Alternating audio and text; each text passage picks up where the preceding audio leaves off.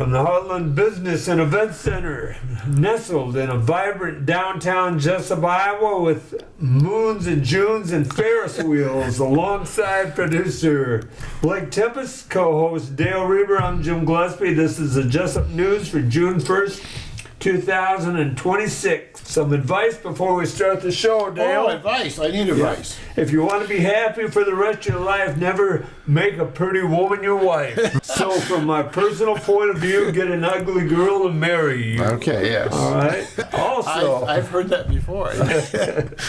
also check out the podcast, What's Up with our friend Bubba Seaman.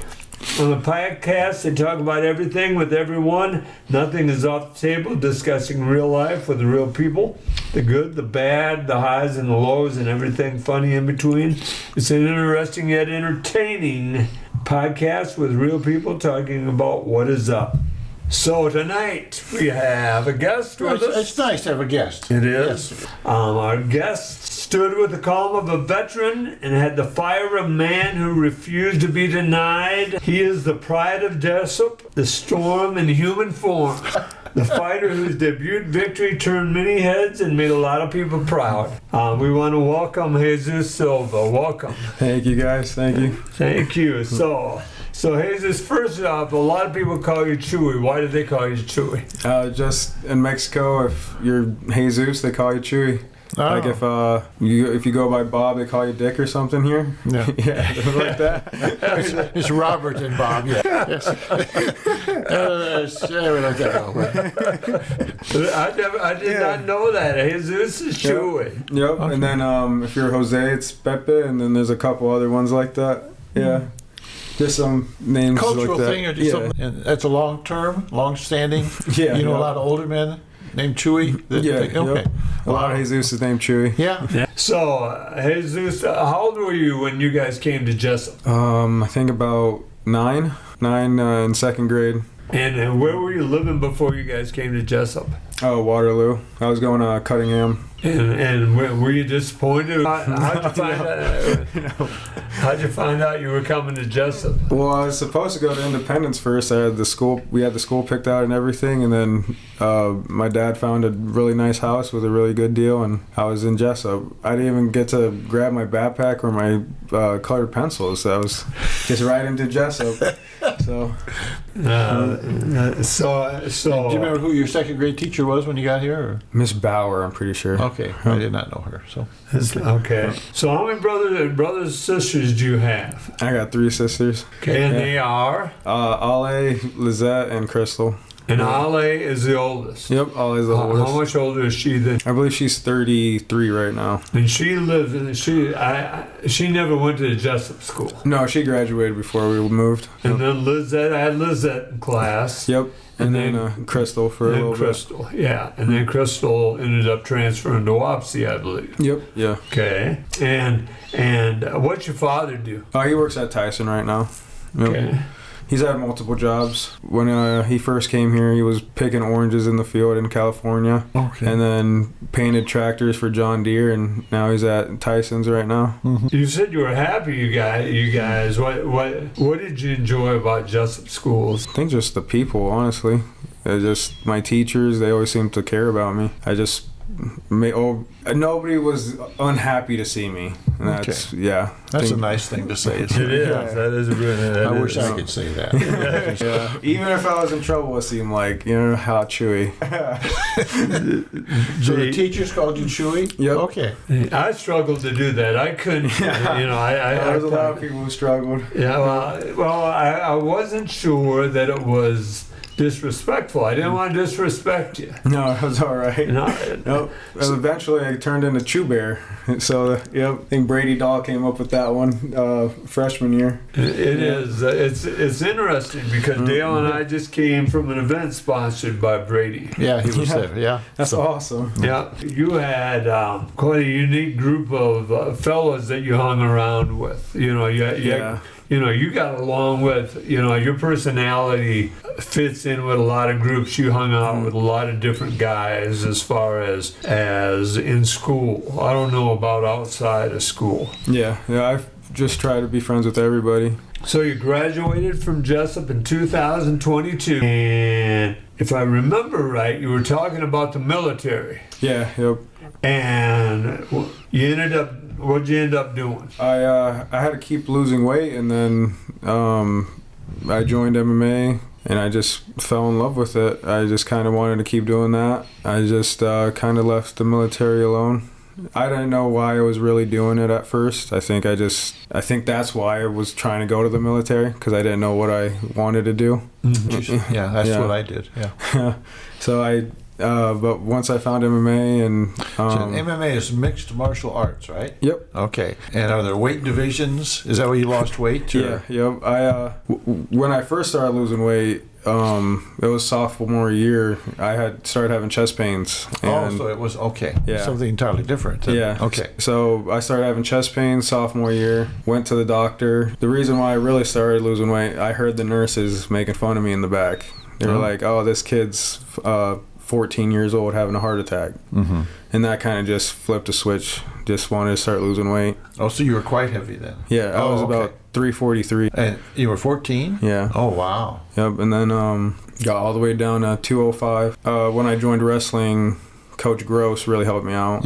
So his the discipline he put into me, his Coach Shooty too, can't forget him. Oh, no. Yeah. I had him at school. Yeah. So just the grit and discipline they taught me helped me out a lot with stuff moving forward with MMA. So what, did you wrestle on the team then? Yeah. So what different weights did you wrestle on? Did it change from year to year? Or? Nope, just heavyweight. Just when I was in high heavyweight. school. Oh, you stayed enough to be heavyweight. Yep. Okay. Yeah, and actually before Coach Gross and Shooty became the head coaches, I was quitting wrestling every year. Mm-hmm. And then I don't know what about Coach Gross changed it. Well, that happens all the time, though. Yeah. He just changed my mentality, and I feel like that helped a lot. Mm-hmm. Like your senior year, was that an outstanding year for you, or? No, I still had a lot of room for improvement. Okay. Yeah. Yeah. I think I was like 2-4. Wasn't the best. So you go from wrestling in high school. Were you a fan of MMA in high school? Yeah, yep. I actually saw a video of this one fighter who used to be like 360 pounds, changed his life because of MMA. His name's Khalil Roundtree. Yep. Built like bricks. Right. Yeah. But see, now Roundtree is a good name for a big round wrestler. Yeah. He had a speech after one of his fights, and it just really moved me, and now so really pushed me towards MMA too. Just a lot of things that really pushed me towards it. So just in general, what did you do to lose the weight? More workout or more what you were eating? Both, honestly. Okay. I just had the hardest thing was just getting up and running. Yeah. That was the hardest thing for me. There was days where I didn't want to go. I stared at my shoes for a while. Yeah, and even if I didn't run, I'd just go on a walk. Mm-hmm. Just something, just to keep moving. So keep moving is the thing. Yeah. Yeah, okay. Where were you living at the time, Jesus? Here in Jesup, yeah. And could you control your own diet Yeah. at the time? Because you weren't counting on what was being fixed at your house. Yeah, no. When I went home, it was on me to like discipline myself. Like my coaches could only do so much with telling me like, "Hey, this is what you're supposed to do." And when I got home, it was up to me to follow it. And yeah, so I cut down and started fasting a lot, working out. It all dropped. It got down to 285. I was like 302, dropped down to 285 in that week. Losing about 8 pounds of practice there for a bit. Yeah. I can remember Relo coming in saying, "Jesus, hasn't Jesus lost a lot of weight?" Yeah. I can remember, and God, yeah, he has. Now that you mention it, so you decided to be an MMA fighter. Who did you go to? I mean, that'd be sort of like me deciding to be a boxer. Yeah. Where do you start? Yeah. Who do I go to? I mean, who do you go to be an MMA fighter? I just looked it up on Google. I just looked up gyms. I just went to the closest place that. Which is where? I go to Aris MMA right now. Great group of guys. Great coach. I'm sorry, what town? Waterloo. Okay, so Waterloo has this. Okay. Yep. Spell that. ARES. ERIS. Yep. ERIS. Yep. And who owns that gym? Frankie McLaughlin. Great coach, great fighter. We have about almost 30 guys in the group, all shapes and sizes. So come down, $30 a month. First time's free. If you live, you can come back and pay. Yep. Always learning and always growing there. Like helmet, that kind of thing. When you're practicing, like the boxers do, you had a helmet and. Oh no. Okay. I always felt like that kind of gives you like a false sense of security. Okay. So we don't use that. Yeah. Okay. So when you spar, Yeah. you spar like you dress the way you would dress if you had a match, right? Yeah. Okay. We don't try to kill each other. It's all Yeah. about growing and try to leave that ego stuff out of the gym. We all like each other. We all hang out. We all watch the fights together. So do you have matches where you're fighting for real? Yeah. And do you fight anyone from your gym, or is it all someplace else? No, we always go somewhere else to fight at promotions or something. So you don't have to fight your friends or anything? No. This is our team. Okay. Yeah. And when you get somebody down, do you go at them? Sometimes, yeah. It depends who they are. Oh, that's just personal, huh? Yeah, no. Sometimes some people don't go to practice, so you have to, motivate them. So I've been motivated a couple times too. I know my coach is gonna watch. Yeah. So what was the moment or the influence that pulled you into the MMA? I mean, what exact moment did you say, I'm going to Eris?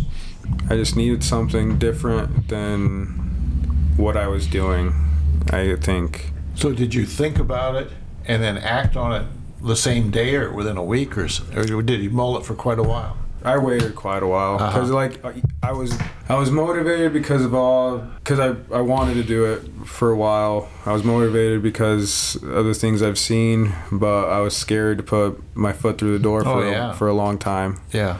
I didn't know if I was tough enough, and then and you have to find out, don't you? Yeah. After my first fight, I lost, but didn't know if I was good enough. But then at the same time, I kind of thought back, what did I do and what wasn't I doing? And I just told myself I could have probably trained harder. Okay, so you lost. So is it a point system, or is it where somebody quits, or points, TKOs, or submissions? So points depends on damage and who's controlling the fight. And who's is there a scorekeeper off? Okay, It's not the referee; it's the scorekeeper. Yep, there's 3 judges on the sideline. Oh, okay. Yep, and then TKO is where they can't continue to fight. Yeah. Or KO, and then submission, you submit them with anything. Yeah. And so, if we're bringing up a bad memory, forgive us. How did that first fight end? Was it a TKO? Was it a submission? How did it was a submission. It was my debut against the guy who was 2-2, and he hit me with an overhand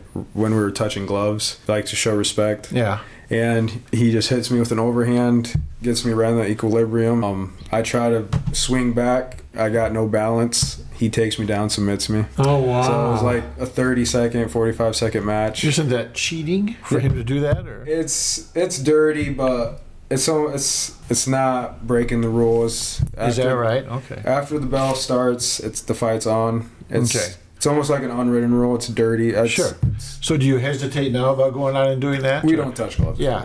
Yeah. But I let my second opponent know, like, hey, I'm not touching gloves. This is the reason why. And he said, no problem with that. Yeah. So, you were respectful. That's. I mean, it doesn't matter what sport you're doing. You can still be respectful. Yeah, exactly. But every now and then it bites you. I mean, if the other guy's not playing by the same rules you are, why? But my second opponent was really respectful, real great guy. I actually saw him fight last week at one of the events I was cornering. Cheered him on. He got it done. He won his fight. We took a picture afterwards. We talked about our fight. It was really awesome. Made a friend out of fighting. Yeah. So do you get angry, or is it just you do your job, I'm doing my job, and then it ends, and then there's no hard feelings after the match? Or I love the sport. I don't do it because I don't like you. I do it because I love it. Like. So you're not necessarily you don't have to be mad at the guy to go after him. No, I respect any guy who steps in there. You know, it's a scary thing. It takes years off your life. So I'm not going to shit on anybody who comes in there. Yeah, no, I agree with you 100%. Are there? So there's 30 guys in your gym, in the Eris gym. Mm-hmm. Are they all males, or do you have any females that fight in that gym? No females yet, just males right now. See, the first MMA fighter that I knew from Jesup was a female. Corey Noble. Yeah, because I want to see her fight. She's 4-0. She's sergeant in the guard. Oh, we've talked about her before. Yeah. A couple of years ago, I think. Yeah. Yeah, Okay. she's sergeant in the guard, and she got out of it. The other fight I watched, on YouTube. I watched it. Can the audience watch your fights on YouTube? Are they on the YouTube? Yep, mine's on the MCC fights on YouTube. I'm the last fight of the event, so just skip to mine. That's it. That's it. PR for you. If the match good. goes for the duration, how long does it last? Is there a time limit? Or For amateurs, it's 3-minute rounds. Okay. When you go to pro, it's 3 5-minute rounds. okay, And then if you go for a belt, it's 5 rounds. okay, but 5 minutes in a ring with somebody trying to beat you up is a long time, isn't it? It is. Yeah. And for my fight, I was training for 5-minute rounds. Uh-huh. So it was exhausting. And are there weight classes in this sport? Yeah. Yep. And what Heavyweight. weight would you be a heavyweight still, or? Yeah, so my first fight, I fought at light heavyweight at 205, and Okay. then this one I fought at heavyweight 258. Yep. Bounced up a little bit after my first fight. So hold that thought here. We'll be right back, and we will talk about Jesus' first fight.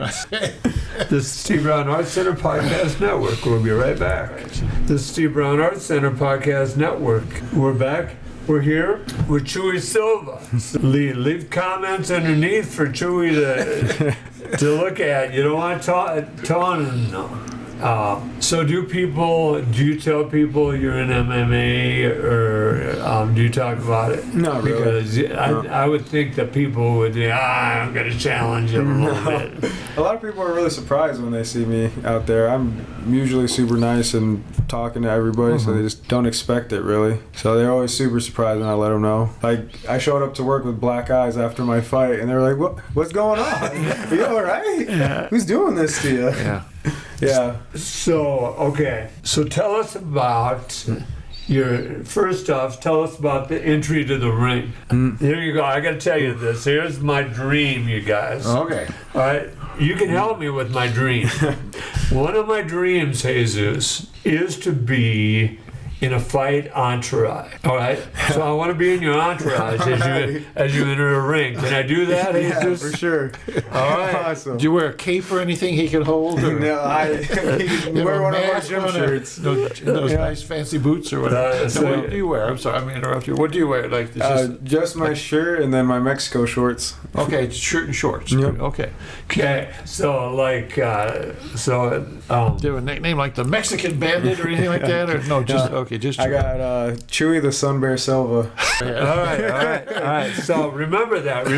I want to be in your fight entourage. Okay. All right. I won't forget it. So tell me about the entry into the ring first off. Oh, super nervous. Thinking about if I really wanted to do it or not after what happened in my first fight. And my coach was just trying to hype me up, telling me to get locked in, just keep moving around. He told me to think about what 15-year-old Chewy would think if he saw me now. And I think that kind of just set it off. I just saw myself being that 300-pound kid, and I was just like, I honestly couldn't imagine what I'd say if I was 15 looking at myself right now. You could hear those nurses, couldn't you? Those nurses giggle in the background. Yep. You wanted to show them.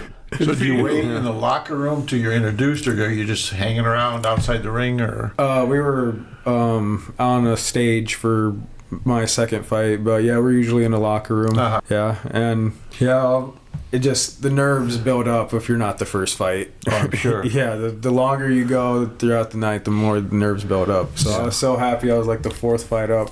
So what are the steps? Is there prayer? Is there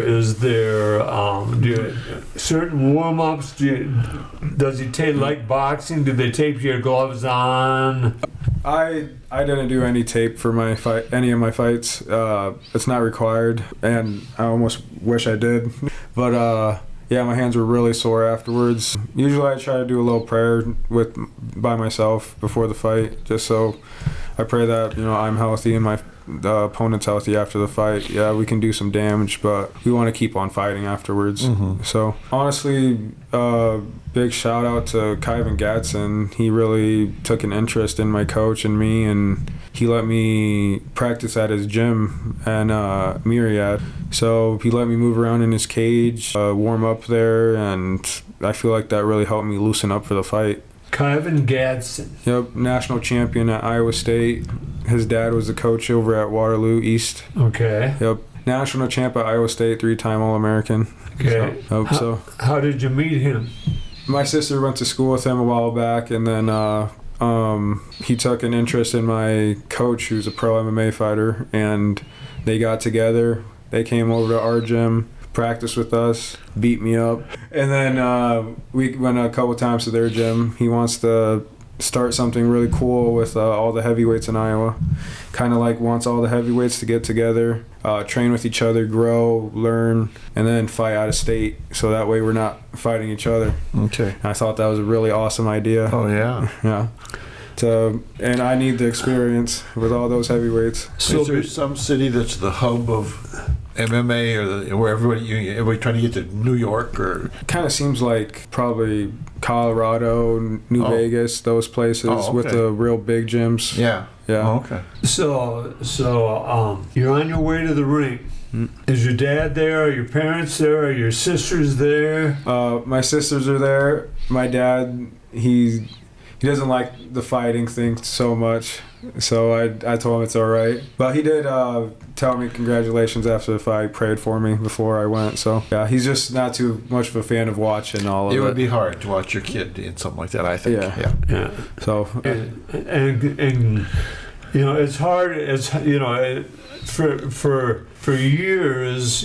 For years I was in gyms with hundreds of people, but I could hear certain voices. Could you hear your sister's voices when you in the room? I heard him a little bit too much. Yeah, I heard him. Keep your hands up, John. Yeah, I tried.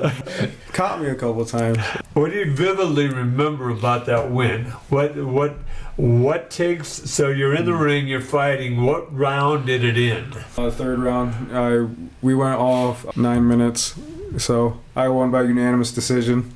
Okay. Honestly, I remember all of it pretty well. The whole fight, I remembered it all. I think probably the first round and the third round were probably the ones I remember the most. Just the way I ended it out on top, ground and pound, ended the fight like that. And then that means what? Ground and pound. I took him down and I just started hitting him. Okay. Yeah. That's so uncowboy-like. The way I was raised, when they're down, you just leave them alone. Yeah, and then the first round I came out with a whole bunch of kicks to the belly, legs, did a couple head kicks. Yeah, and I just want to show people that I'm an athletic big boy. I can get my legs up that high. Yeah. So all right. So there's multiple martial arts. What is your specialty as far as martial art? I guess. I mean, is it judo, karate? Maybe you don't have a specialty. What's your gym specialize in? I'd say mainly our best skills right now are probably jiu-jitsu. Yeah, jiu-jitsu and kickboxing probably.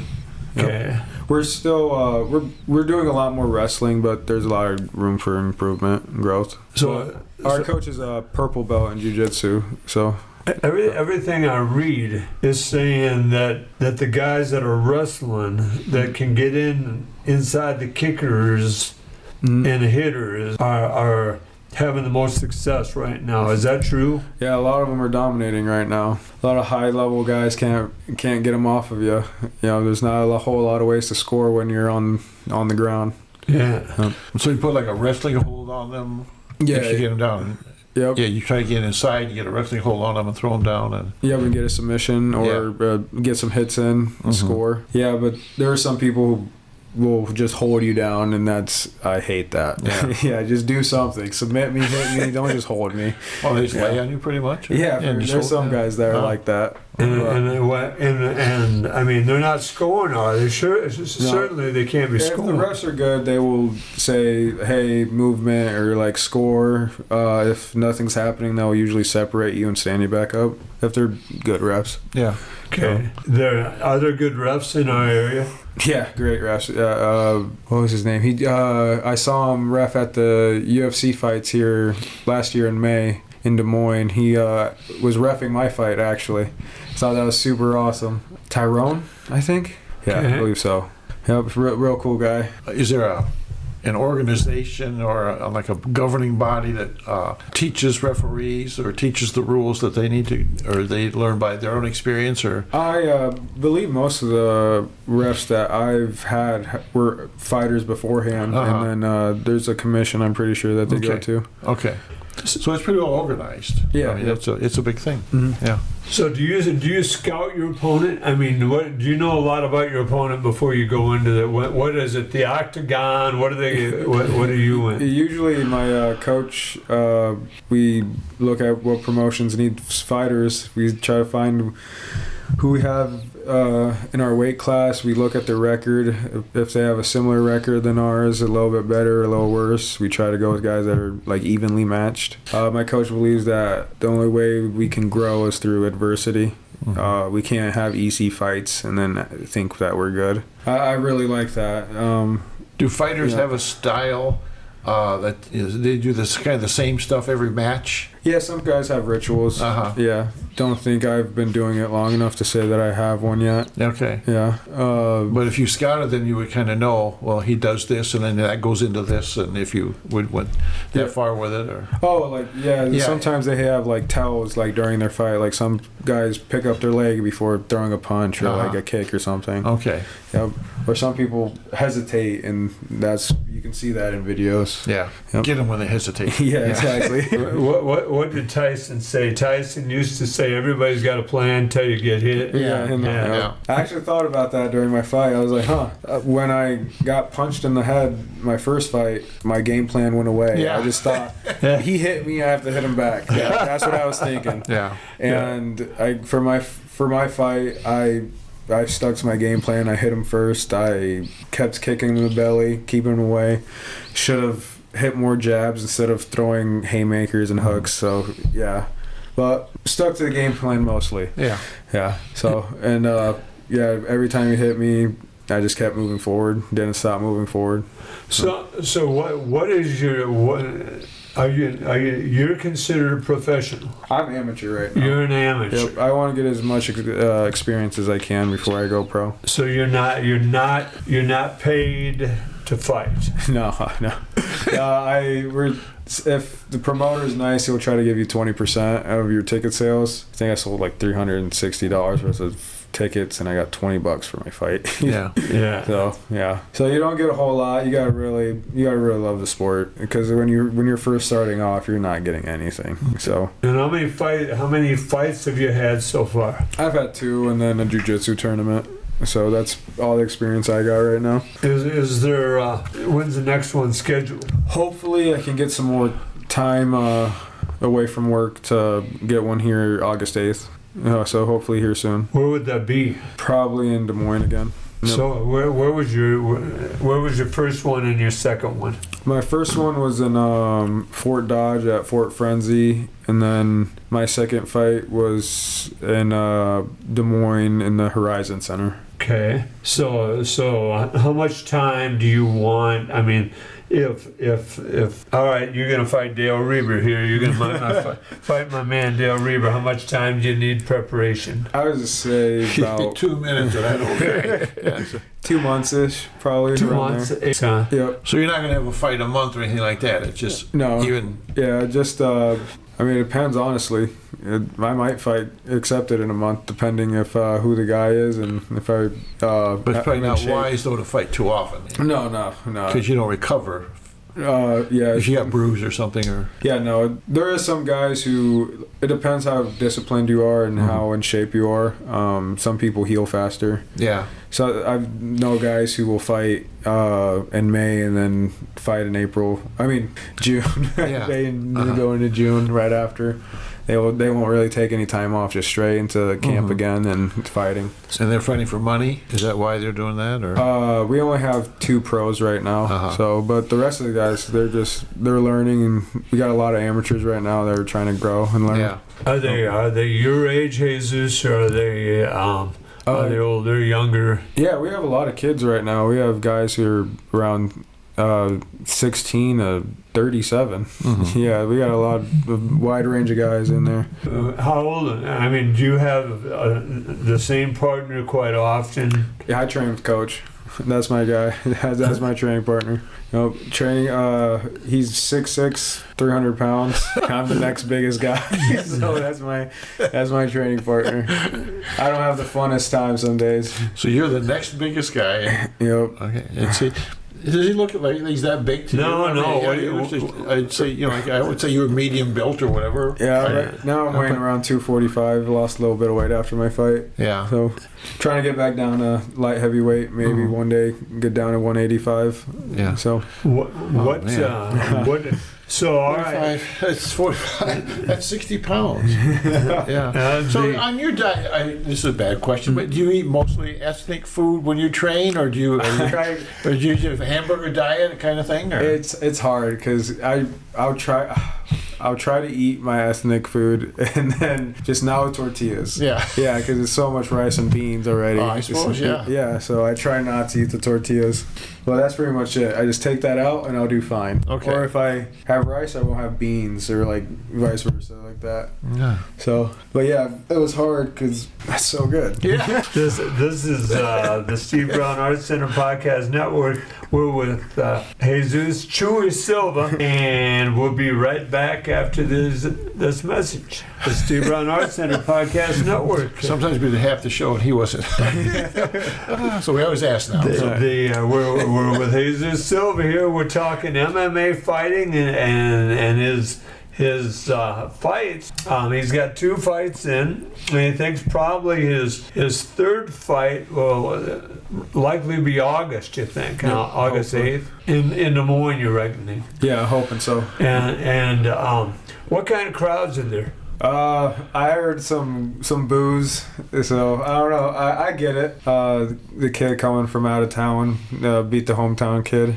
Was it like 500 people, or is it smaller than that, or bigger, or 300-ish people? Okay. Yeah, so it was a good sized crowd. Okay. And yeah, I heard some boos, heard some cheers, but after I won, I heard a lot more cheers. Well, so, that's nice. Yeah. Had a couple fans in the crowd, so I was happy. A lot of fist pumps. So besides your sister, anybody else? Have you seen anybody else from Jesup or the area? A lot of the Putnams. Oh, okay. Yep, a lot of them came out to support me. A lot of my buddies came out. Trevor, his dad, Brett. Yeah, they all came to support. Corbin. Yeah, a lot of buddies. Yeah. So, that's nice. Yeah, that's a good feeling. Surely you don't go in and fight every day. No. Yeah. So what's training made up of, Jesus? We start off with our warm up, and then we get into technique. He shows us, tries to show us about 3 moves a day, so that way keep those moves in our heads. We memorize them. We try to train each move for about half an hour. We'll train the first move half an hour. We'll switch on and off. We'll train the next move half an hour, switch on and off. And then once that's all done, we'll try to go live rounds with what we've trained. And then once we're done with live rounds, we'll try to get into, depending on what we do that day, we'll get into sparring or rolling. And rolling's just wrestling and jiu-jitsu mixed together. So it's a serious time commitment then. Yeah. Yep, and how many days a week? 4 days a week. 4 days a week. And then do you run or anything on your own on the off days? Or? Yeah. I've been trying to run. I think cardio is probably one of the biggest attributes in MMA. Okay. I'm sorry. No, it's good. Is there any?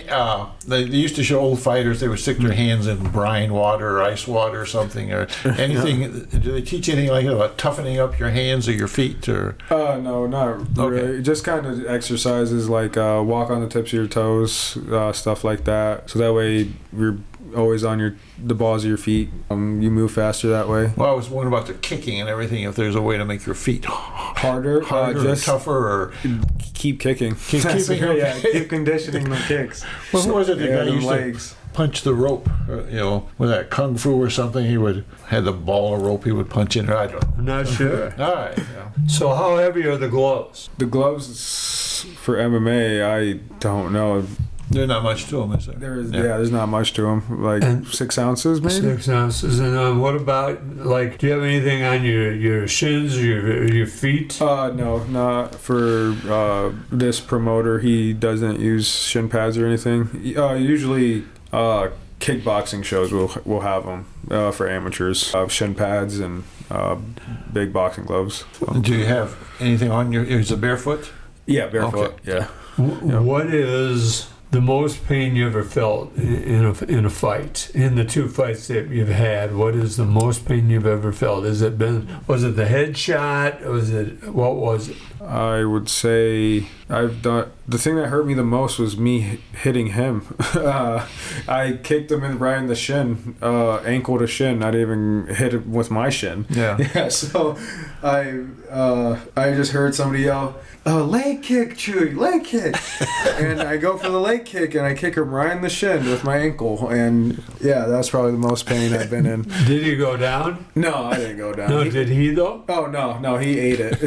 So he told me after the fight that he felt it though, so I did a little bit of damage. Is that helpful for people to yell at you to do a certain move? Yeah, usually when it's my coach. Yeah, okay. Yeah, not somebody in the crowd. Yeah. But people were asking me because I was all bruised up afterwards if my face hurt, and I was like, honestly, no. Yeah. Honestly, I kept moving forward the entire time. Yeah, he was tagging me, but I can't tell you that I felt him. Mm-hmm. Just a hard push, I guess. Yeah. I don't know how to describe it.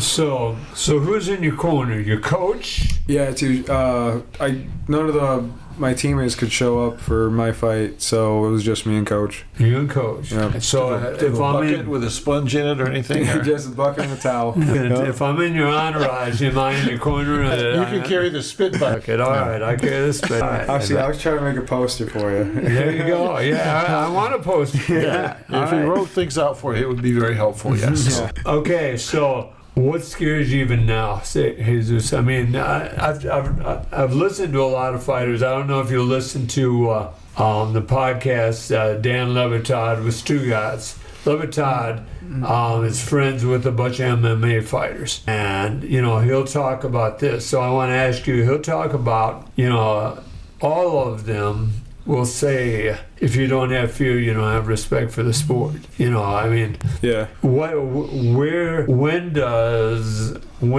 that fear jump on you the most, Jesus?